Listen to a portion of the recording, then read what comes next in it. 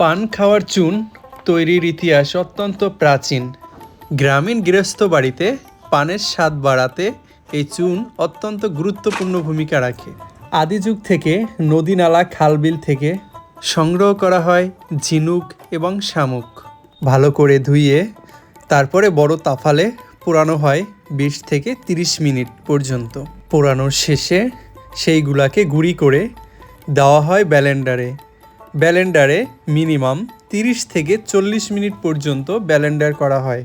Blender করার পরে এইগুলাকে কোনো কাপড় দিয়ে সুন্দর করে ছেঁকে নিতে হয়। ছেঁকে তারপরে প্রস্তুত করা হয় এই চুন।